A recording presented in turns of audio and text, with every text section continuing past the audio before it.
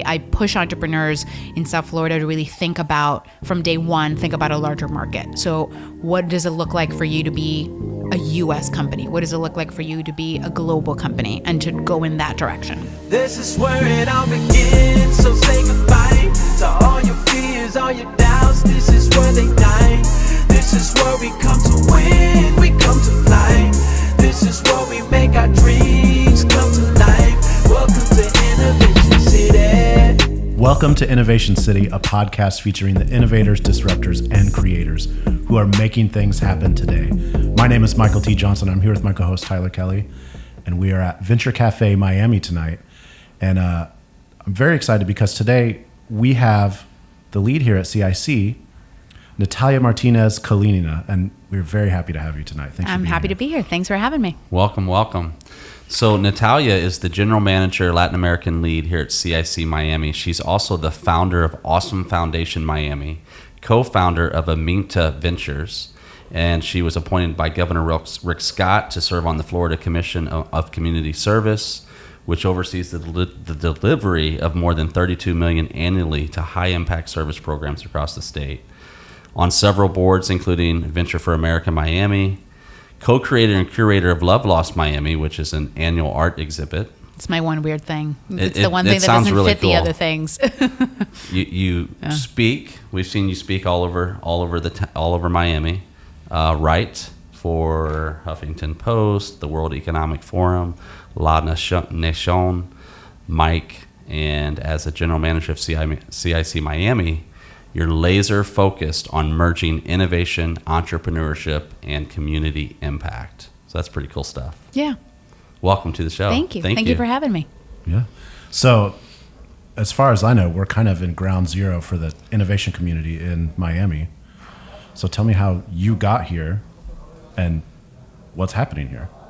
So I got here in a bit of a roundabout way, as I think plenty of people in Miami do. I wasn't planning to live in Miami. So I came to Miami at this point almost 6 years ago from New York.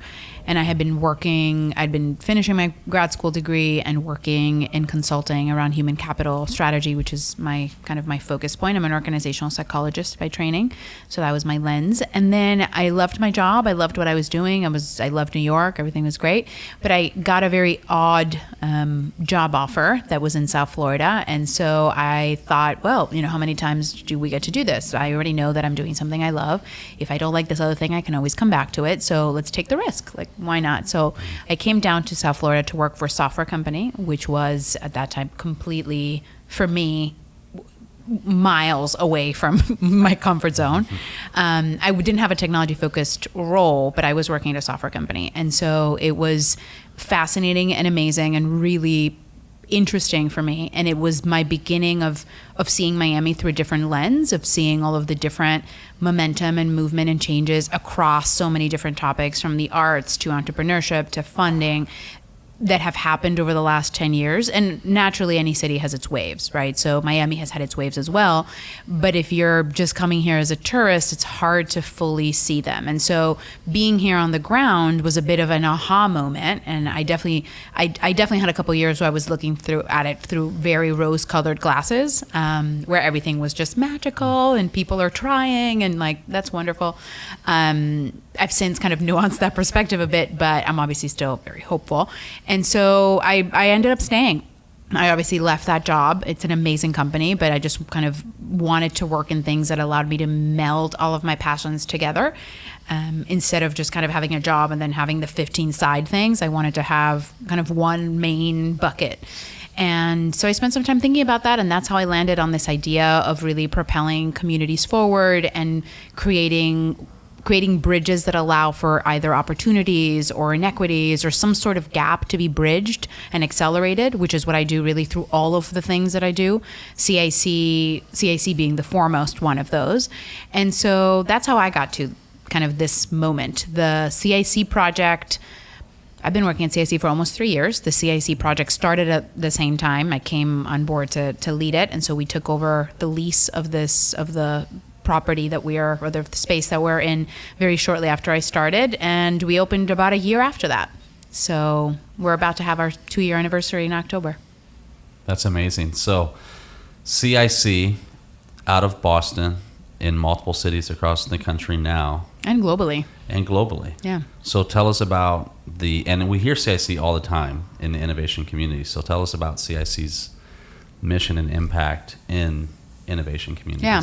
So CIC has been around for 20 years. The name stands for the Cambridge Innovation Center, which is we started in Cambridge in Kendall Square. And the easiest way I can kind of describe, so our mission is to fix the world through innovation. We fundamentally believe that if you bring together the different stakeholders that are driving some piece of that puzzle together, and that includes corporations, startups, researchers, scientists, multiple academic players, investors, et cetera, et cetera. If you bring those people kind of together, you start to really accelerate the development of both entrepreneurship and innovation, which are separate things, but kind of the development of both of them in communities. And you start to generate what is kind of the 21st century city, right? So when we're looking at the years ahead, the decades ahead, it's not, New York and Boston and San Francisco and London are still going to remain deeply preeminent and very relevant because of the concentration of all of the factors that we know that those cities have. But the cool thing and the incredible thing is that there's an incredible opportunity for all sorts of other cities to stake a claim in what it looks like to be part of this kind of 21st century innovation conversation. And so we fundamentally believe that those cities, probably not all of them, but probably need some help converging those factors. And so that's what we do. One of the examples that to me is just incredibly resonates. It's one of the reasons why I wanted to work for this company, why I kind of fell in love with our mission, is looking at our headquarters structure. So we're based in Kendall Square, which is, where MIT is located. And when we opened in Kendall Square, our first kind of operation, which was extremely grassroots and just a bunch of MIT grad students kind of looking for a way to share some office space, Kendall Square really had MIT, obviously a very preeminent institution. So we had MIT, a bunch of, college students serving things. So like burrito shops and pharmacies and things that college students and grad students need. And probably that's about it. The rest of the commercial and or a kind of other real estate was largely occupied by warehouses that were in some state of use by governmental entities. Most of them had already kind of gone through their purpose and been abandoned. And so that was kind of the area that CIC came into. Boston has always been a really interesting ground for innovation and research, but Cambridge was really nothing too exciting at the time. If you look at Kendall Square today, it is one of the most vibrant startup and innovation and research ecosystems, not just in the country, but in the world. Kind of the several mile square area that composites it is driving an incredible amount of patents and IP and research and acquisitions and investments. It's just really become this vibrant hub. And that is a result of a very distinct collaboration between public and private sector partners, one of the main ones being CIC. And so in our best case scenario, we would have that kind of economic development and kind of intellectual impact in all of the communities that we're in. And that makes me think, so CIC is in multiple cities, and we've been to a couple of the cities where those are at. How does CIC pick a city? How does a CIC know that a city is kind of ripe for this kind of thing? So it's really, some of it, it's kind of a mix, I would say, because as the company has evolved, we've kind of figured out differently what things are relevant in what cities. We've learned that there are large parts of our model that are replicable and that are relevant in almost every city that we're in, but that it's not really a one-fits-all solution. And so the way that we view our impact in Miami and that we execute on it is different from the way that we execute on it in St. Louis, is different from the way that we execute on it in Rotterdam. Are there main themes? Absolutely, but there's a lot more differentiation. And so it's kind of, we as a company we're not young, but we're young in the process of expanding, because we expand very slowly. All of our projects have partnerships. They're all part of this kind of innovation districts normally. So it's not a real estate play where you can just kind of find a cool building and plop into it. So the projects take a long time to develop. The process for selecting the cities is pretty cumbersome. And there's a variety of factors, from kind of how active are the academic institutions in those cities. What role is the public sector playing or not playing or wanting to play but kind of not sure how to do? What's the startup ecosystem like? So if there are no startups somewhere, when like that's going to be kind of hard for us to really engage around driving that ecosystem forward. What are the corporations doing? Are there corporations that are engaging around the startup ecosystem? Very rarely do you have a city kind of in the kinds of cities that we normally look at where all of these check boxes are just, oh my God, this is all amazing. Because usually then it's less justifiable they don't quite need us in the same way. We can still go and we can still consider some projects and have an interesting presence, but it's not the same purpose in that way anymore. And so really measuring, it's more of an art than a science.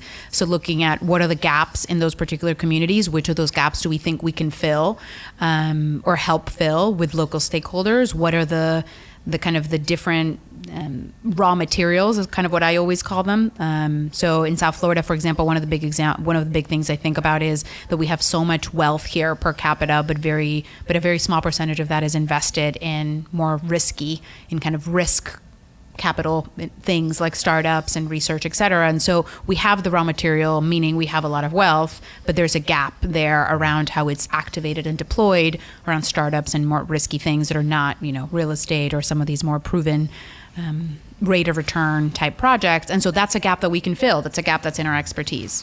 So that's kind of a weird way. There's no full method, but there's a method. It's just not an algorithm is how I would describe it. Yeah.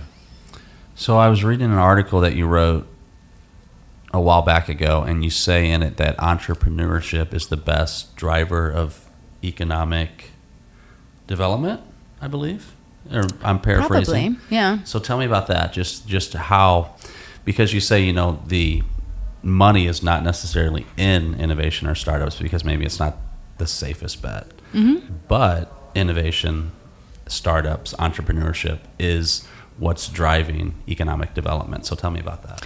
Yeah, I absolutely think of entrepreneurship as an economic development tool.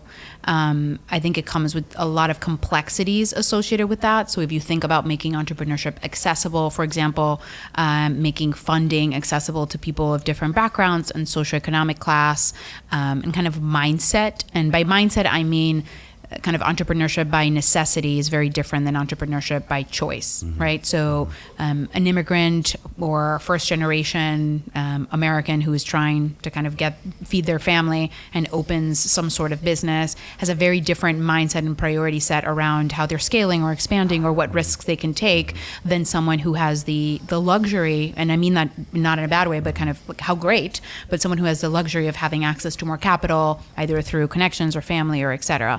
I see a lot of this divide because I had the distinct pleasure of going to Harvard and then to Columbia. And so most of my peers are people who have access to this kind of funding. And it's been wonderful to see their ideas go so quickly from kind of starting point to fruition because they're able to pull so many of these levers. And so when you think about, well, what if you didn't have those? What if you're, in our case, CIC Miami's in Overtown. What if you're a young adult in Overtown who has some really interesting ideas about things that are relevant to your community or your subset of the population or just in general for society? Where do you go with that? And so if you have avenues of accessing resources around that, whether they be mentorship, capacitation, skills training, funding, of course, all sorts of the kind of the meat that allows you to turn, I've had a thought, into this thought is moving forward into something real, that's a node gets created around that because you have a person who's empowered, you have an example that is set in a local community around kind of the power of entrepreneurship and the relevance of that. You have jobs that are created. You have kind of societal improvements that are coming that are traced kind of in a particular way. And so I think it's making entrepreneurship accessible and not just kind of helping entrepreneurs scale, but making the original kind of the starting point of entrepreneurship accessible can be an incredible way of driving economic development in a way that is sustainable and inclusive. Across very different types of communities and subsets. Yeah. So as you're talking about these things, you're talking about a lot of things that go into a CIC moving into an area or whatever. Why Miami? What's happening in Miami? And Why CIC Miami so important? Well, I love this question because we're actually in the process of developing an entire campaign called Why Miami. Wow. There will be a website called whymiami.co, which currently is already live, but needs a lot of work, so don't go there. But we answer this question all the time. Partly because we do a lot of work with Latin America. It's one of the focus points that I kind of determined for us as a strategy. And we get asked by entrepreneurs from Latin America and by investors from Latin America, why Miami all the time, because they associate us as a place that they love to visit, but they love to visit for vacation and for shopping and for visiting their family or friends, not so much to kind of expand their business or look at a U.S. headquarters, et cetera. So, there's so many reasons. I think I'm going to cluster a couple. So I think I'd be very remiss to not say that we have a geographic advantage. It's not, it's perhaps not an asset that we've earned or do a lot to earn because it's kind of our natural placement, but it is, in my eyes, a very huge player in that. So our ability to play this kind of role, this Hong Kong-like or Alexandria-like role for the region is predicated on the fact that we are very geographically positioned in a way that is logistically amenable. And there are things that spin out of that. And so it's easier to travel to Miami from any Latin American capital than to another Latin American capital very often. It's usually cheaper as well. We're the only airport that services more than 200 airlines in the country. We're the second airport in terms of cargo. So there's a lot around this logistics component that I think makes Miami a really interesting destination for certain verticals like logistics and pharma, but also kind of beyond that as a regional player. So that's one. The other one is that I think we're a city, I mean, the pace of growth here over the last 15 years has been really tremendous. So when my family moved to Miami from Mexico City, and we came here in 1997. And there, when I look at most of the looking at a particular topic, when I look at most of the arts organizations that have now become, preeminent, not just regionally, but on even larger stages, none of those structures were at all what they are today. So we did not have the Arts Center, we did not have the PAM, we did not have the Frost Science Museum in the way that we have it now. The New World Symphony was a tiny space that was doing some cool programming and serving its mission, but it was not this kind of world-class leading institution in the way that it is today. And kind of the list goes on. So I think the if you think about just in that space, and that's not even looking at Art Basel and a lot of the other kind of wonderful new arts and creative things that are happening in the city, the pace of a large number of multi-million, really complicated, large projects being built, brought to fruition, and having success on a national stage is really accelerated. And if that can happen in the arts, I fundamentally believe it can happen in other topics. So I think that's another piece. The other one is really, I think our diversity is our strong suit. We're a place of we're the only place where kind of all of Latin America converges in a way that it doesn't really happen in other parts of the continent, quite frankly. So I think we have some really interesting demographic patterns to benefit from that a lot of other cities don't have. And what I mean by that is, so I look at St. Louis, you guys are very familiar with St. Louis. I look at CIC in St. Louis and I think, well, who's going to St. Louis who did not intend, who didn't have a very explicit purpose for going to St. Louis? Probably not many people. But in South Florida, there are people who come here for transiting through, for pleasure, for snowbirding, for a conference, for a concert, for the number of human beings that transit through South Florida for any number of reasons is pretty robust. And so I think there's an opportunity on the table around how we figure out to engage those people, right? So if they're, the snowbird community, how are they engaged? Are they investing in companies here? Are they mentoring companies here? Are they volunteering here? Are they, what are they doing? How are they connecting with the local ecosystem and just the local life here? And so, to me, the demographic patterns are an incredible opportunity. And this is not to mention, we have great universities that have made a ton of progress locally. You look at FIU 20 years ago and you look at FIU today, it's a pretty dramatic change. Even, a couple of the smaller universities are putting a lot of mental and kind of physical resource behind advancing their research and other clusters. And so I think we have a ways to go, but there are a lot of resources and students and kind of interesting things spinning out. So yeah, wealth. We have a lot of wealth. We need to figure out how to leverage it around some of these topics, but we have it. So the list goes on. But we have plenty of obviously many challenges, but we have plenty of these kind of raw materials to work with, I think. Yeah. So you mentioned a minute ago, 6 years ago, for the first 2 years, rose-colored glasses. So let's switch gears and talk about some of the challenges that Miami faces. Oh, I mean, that's another. I need a beer for that one. But many of these things are things that we talk about often, and I feel much more empowered today than probably a couple of years ago about them, because I do think they're being worked on. And I definitely notice a difference in rhetoric. So challenges, there are macro, there are micro. So on the macro front, let's start with climate change, right? So up until probably a year ago, we really weren't having, even a couple months ago, we're still not having a very holistic conversation about climate change. But at least now the topic is on the table in a different way. And when we look at all of the very complex implications of that, there are many. So if the city and the county as we know it will not be inhabitable in the current state past a couple decades from now, that means that our urban core has to move. That means that the way we build the city has to change, that our kind of insurance, our investments should be different. How do we attract people to come to a city that is not entirely certain of how it's going to look or be? So I think that's kind of a legitimate big challenge. We're not the only city facing it. There are a variety of communities in the US and abroad that are dealing with the implications of imminent sea level rise, but I think that's a big one for us. Inequities and gaps. We have some pretty, I like to say that we're a mosaic. We're not so much a melting pot.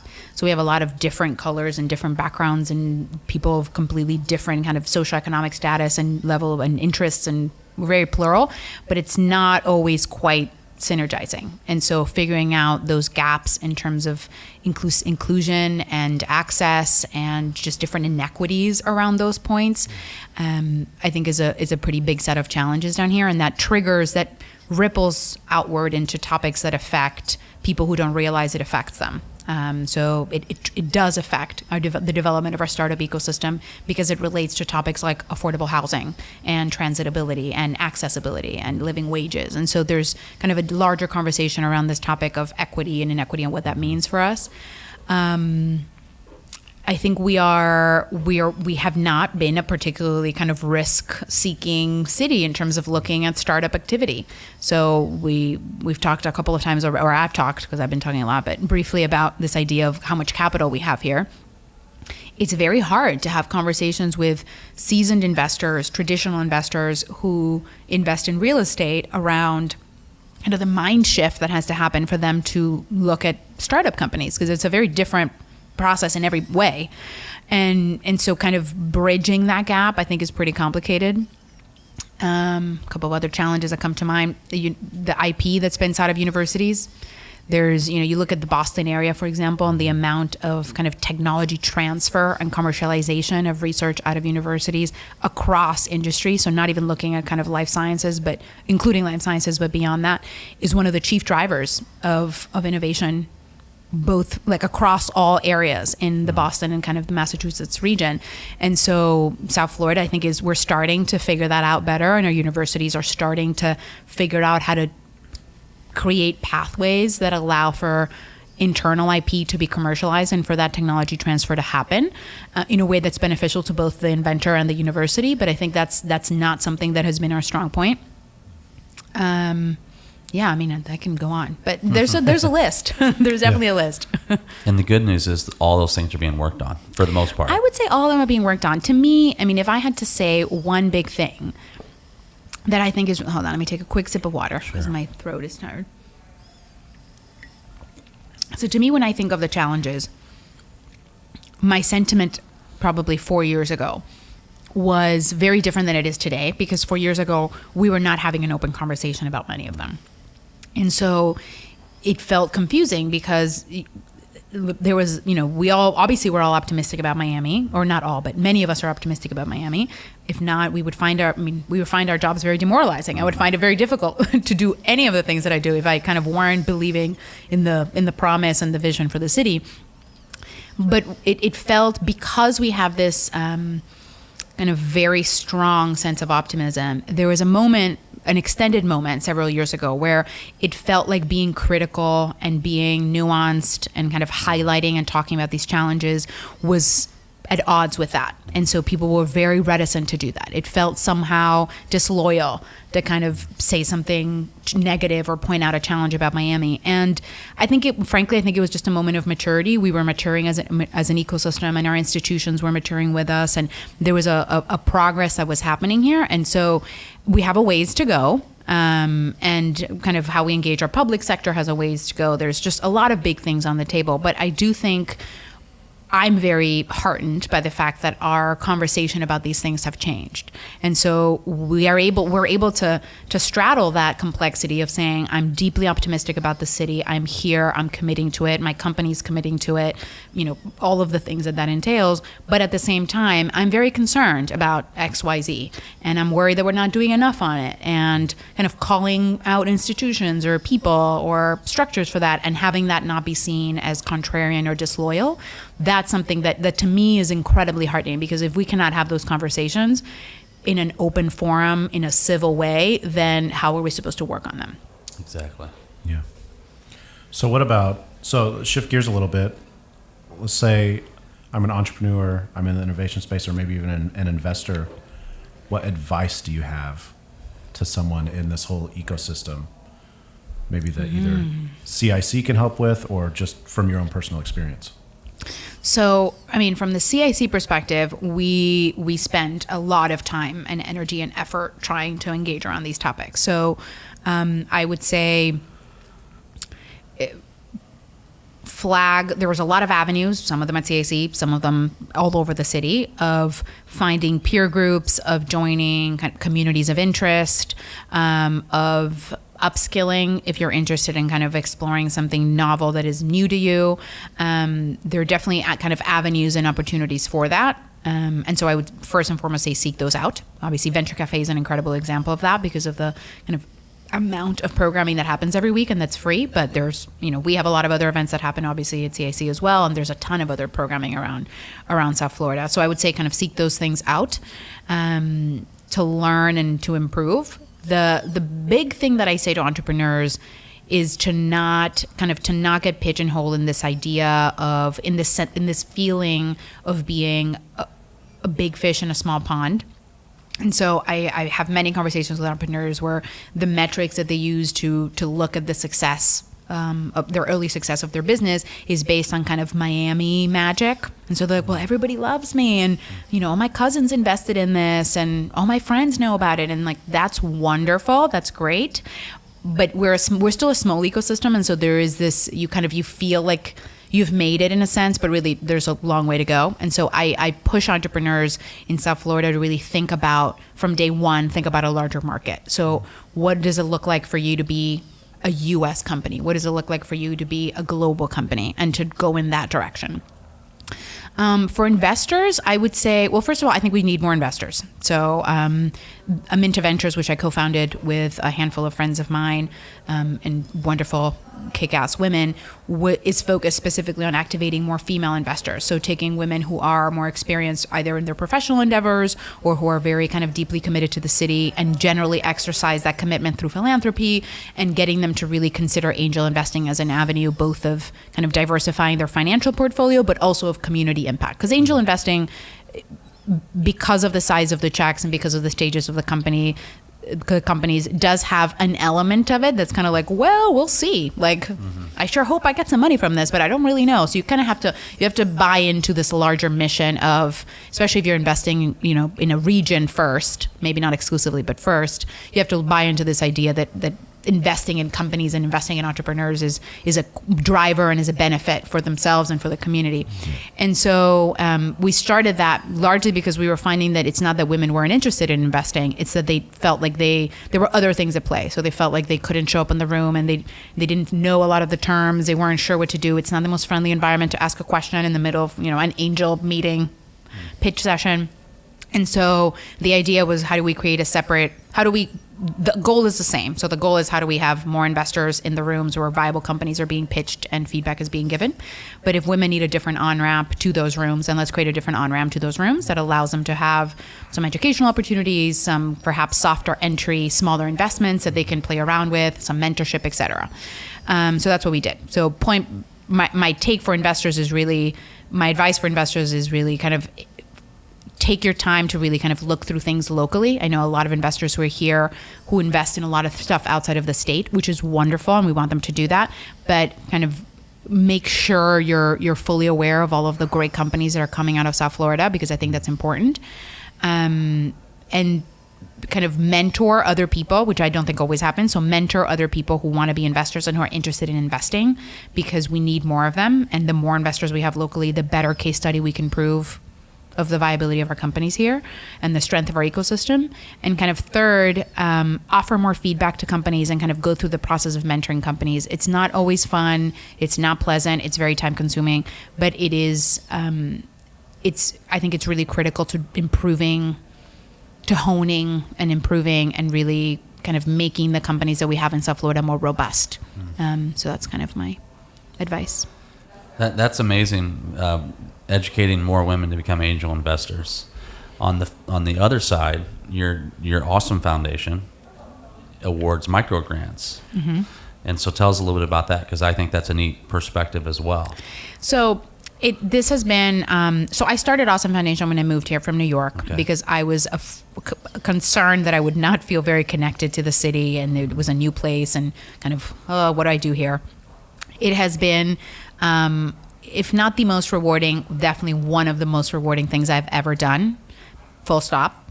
The reason for that is that I get to see every month, so the grants are awarded every month, and every month we get to see applications submitted for really random, small grassroots ideas from every corner of the city. What makes a micro grant? Like, what's the... It's $1,000 a month. Okay.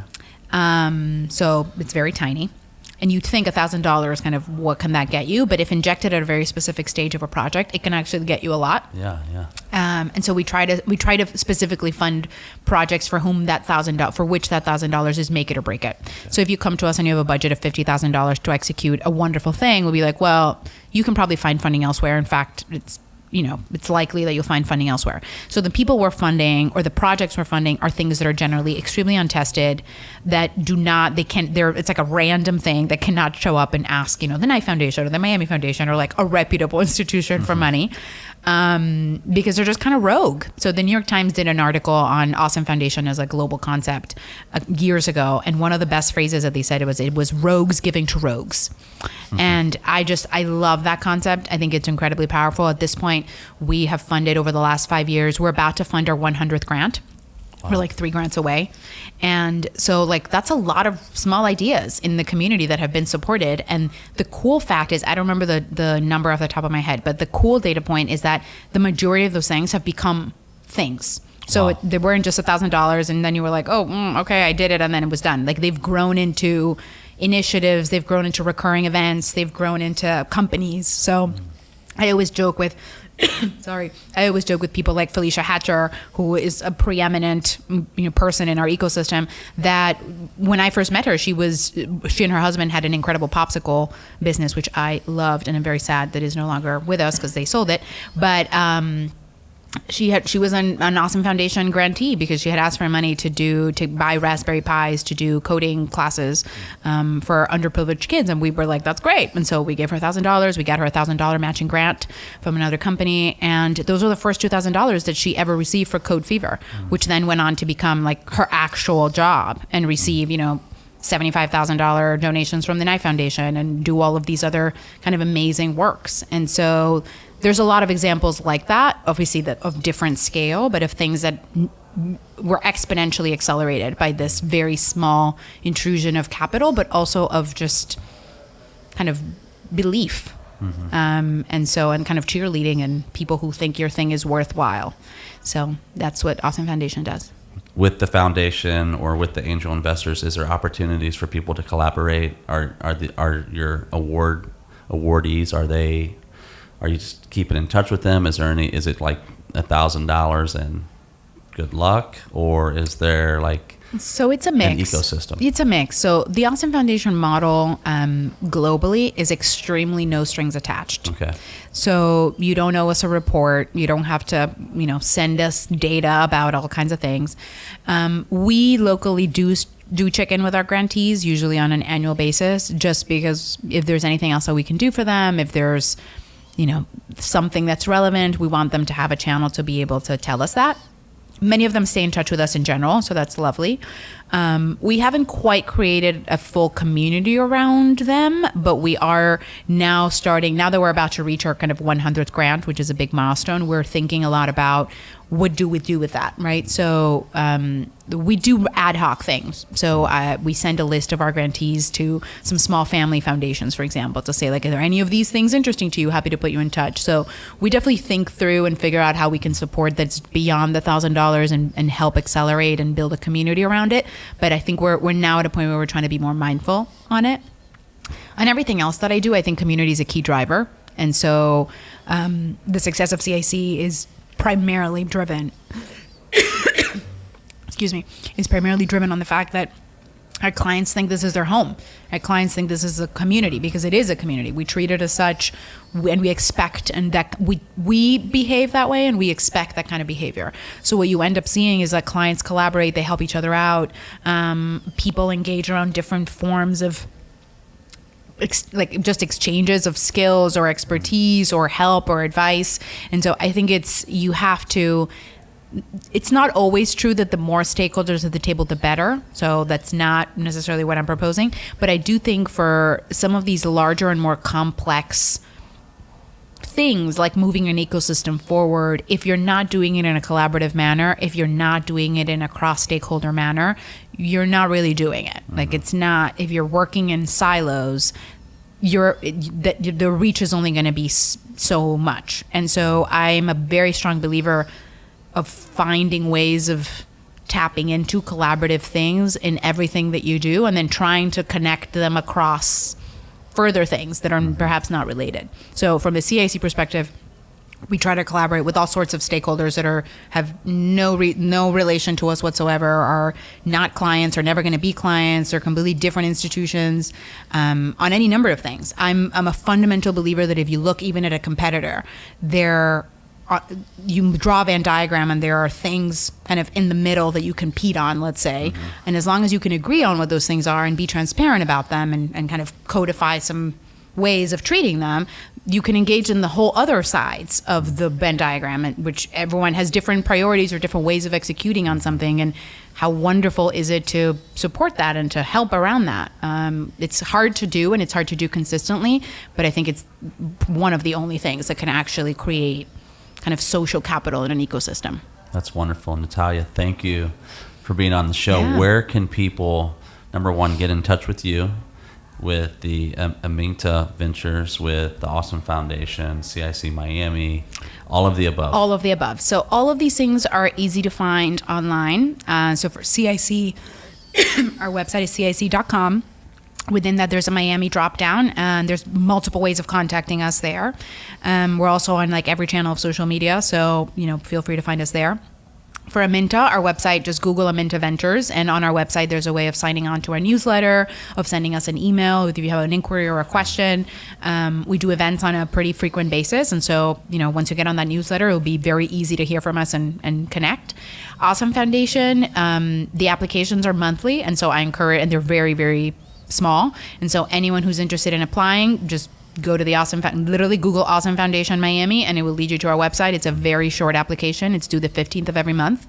And our email is also listed there. And so if people want to engage around a partnership or they have a particular question, we're more than happy to engage. I am personally accessible. If people want to send me an email, my CIC email is martinez@cic.com. It's very easy. And I'm very methodical about it, so I will respond to you.